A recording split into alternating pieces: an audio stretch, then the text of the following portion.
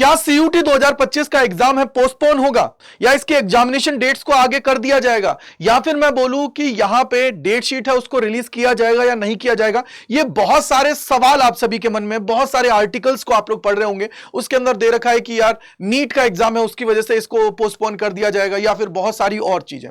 तो बेटा आप सभी को मैं बता देता हूं कि यार ऐसी चीजें जो आप लोग पढ़ रहे हो, क्या ये पॉसिबल है, क्या आपका जो एग्जाम है पोस्टपोन होगा? तो इसी पे ये सारी वीडियो आप सभी की है। यहां पे कंप्लीट आप सभी को पूरा एनालिसिस कराने वाला हूं, चीजों को समझाने वाला हूं, जिससे आप सभी को पता लग जाए और आप लोगों को सारी इंफॉर्मेशन मिल जाए। तो चलिए शुरू करते हैं। तो सबसे पहले बेटा मैं आप सभी के सामने लेके आया हूं सीयूटी वर्सेस अदर एग्जाम्स, जो आप सभी के एग्जाम्स हैं सीयूटी एग्जाम के आसपास है। इसके अलावा और भी एग्जाम्स है, चाहे मैं जेईई एडवांस की बात करूं तो वो भी आप सभी का है, जो होने वाला है मई के अंदर। तो क्या ऐसा है कि सर उनकी वजह से इस एग्जाम को पोस्टपोन कर दिया जाएगा? तो इसका जवाब मैं बोलूंगा कि बेटा ना के बराबर है कि आप लोगों का एग्जाम है वो पोस्टपोन होगा।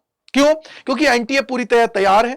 उन्होंने जो आप लोगों को एग्जामिनेशन की डेट दी है 8 मई से लेके 1 जून, यानी कि अच्छा खासा टाइम दिया है। उसके पीछे का रीजन यह है कि यार आप सभी जानते हो और भी एग्जाम्स आप सभी के कंडक्ट होते हैं, कहीं ना कहीं कोई ना कोई एग्जाम की डेट है वो सीयूटी के एग्जाम के साथ मैच ना हो, इस वजह से उन सारी चीजों से बचने के लिए यह इतना बड़ा टाइम फ्रेम दिया जाता है। दूसरी चीज, अगर मैं यहां पर बात करूं कि क्या सर डेट शीट रिलीज की जाएगी, सिटी इंटीमेशन स्लिप कब आएगा, यह आपके मन में बहुत सारे सवाल हैं। तो अगर मैं नीट एग्जाम का ही सबसे पहले एग्जांपल लूं, क्योंकि यही सबसे बड़ा एग्जाम है, अगर मैं यूजी लेवल पे बात करूं 23 लाख स्टूडेंट्स इस बार इसके अंदर बैठ रहे हैं। तो भैया आप लोगों का जो एग्जाम है 4 मई को होने वाला है, और बेसिकली आप सभी को पता है कि ये ऑफलाइन एग्जाम है, एक दिन के अंदर कंप्लीट कर दिया जाएगा, क्योंकि मल्टीपल पेपर्स नहीं होती है, एक ही पेपर के अंदर तीनों सब्जेक्ट्स आप सभी को देखने को मिलता है।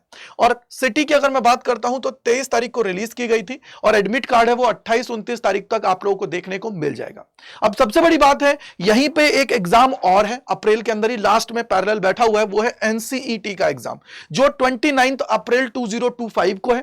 इसके सिटी इंटीमेशन स्लिप की मैं बात करता हूं तो 21/4/2025 को रिलीज हुई थी। वहीं अगर मैं बात करूं एडमिट कार्ड का, जो 25 तारीख को आप लोगों का क्या है रिलीज किया गया है। क्या किया गया बेटा? 25 तारीख को रिलीज किया गया है। अब बात आ गई सर सीयूटी एग्जाम की। यार देखो सीयूटी एग्जाम की मैं बात करूं ना तो देश का सबसे बड़ा एग्जाम है। क्यों?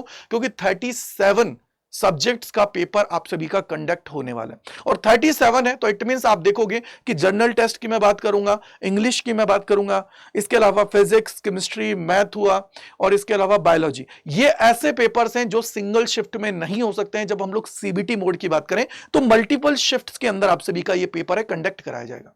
बेसिकली आप लोग ये मान के चलिए कि यार अगर सीयूटी का एग्जाम हमारा इसी डेट के अंदर हो रहा है तो उस केस में आप लोगों को आपकी जो मैं बोलूंगा सिटी इंटीमेशन स्लिप है वो 27 से 28 तारीख को देखने को मिल जाएगी। क्यों? क्योंकि अगर मैं इस एग्जाम के साथ कनेक्ट करता हूं तो 23 तारीख को सिटी इंटीमेशन स्लिप रिलीज हुई है, लगभग 11 दिन की बात पहले, पेपर 11वें दिन है। वहीं अगर इसी तरीके से मैं देखता हूं तो 27 से 28 तारीख को आप लोगों का रिलीज होगा, और आप लोगों का एडमिट कार्ड है वो 3 से 4 तारीख को रिलीज कर दिया जाएगा। अगर नॉर्मलाइजेशन आता है बेटा, तो नॉर्मलाइजेशन का जो फैक्टर आता है तो बेटा वो ये है कि हाँ मे भी हो सकता है कि आपको उससे फायदा हो जाए, मे भी नुकसान हो जाए। लेकिन यार देखो आप भी जानते हो कि यार अगर जब ऑल इंडिया लेवल पर पेपर्स कंडक्ट कराने की बात आती है, अगर 10 लाख बच्चा मैं जीएटी के सब्जेक्ट के अंदर स्पेशली बैठ रहा है तो ऑब्वियसली बात है उसको एक शिफ्ट में कराना पॉसिबल नहीं है, तो ये मल्टीपल शिफ्ट्स में पेपर जाता है।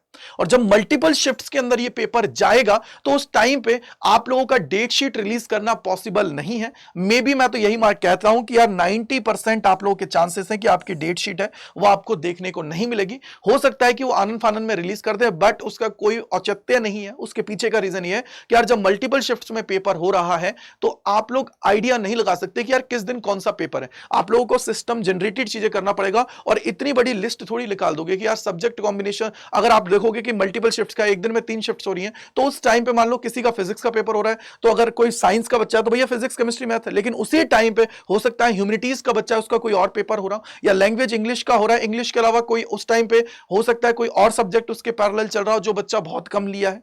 तो वही चीज है कि यार मल्टीपल थिंग्स चलती हैं, तो उसकी वजह से आप उसको प्रिडिक्ट नहीं कर सकते हो। तो हो सकता है कि आपको इस बार डेट शीट नहीं देखने को मिले, तो बस हम लोग वेट यही कर रहे हैं कि 27-28 तारीख तक हमारी जो सिटी इंटीमेशन स्लिप है वो हमें मिल जाए, जिससे हम लोग हमारी तैयारी उसमें जुटे रहें और इधर उधर आप लोगों को ज्यादा भड़कने की जरूरत नहीं है, आप लोगों को ज्यादा परेशान होने की जरूरत नहीं है बेटा।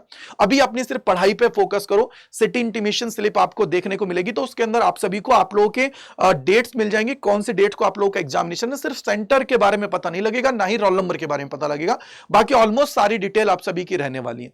तो मतलब एक तरीके से वो आपको एक आइडिया दे देगी कि आप लोगों का एग्जाम्स कहां आने वाला, एग्जाम का जो सेंटर है वो कौन से डिस्ट्रिक्ट के अंदर आने वाला है, कौन से स्टेट के अंदर आने वाला है, वो सारी चीजें आप सभी को पता लग जाएगी। तो यही है, 27 से 28 तारीख तो आप लोगों को देखने को मिल जाएगा।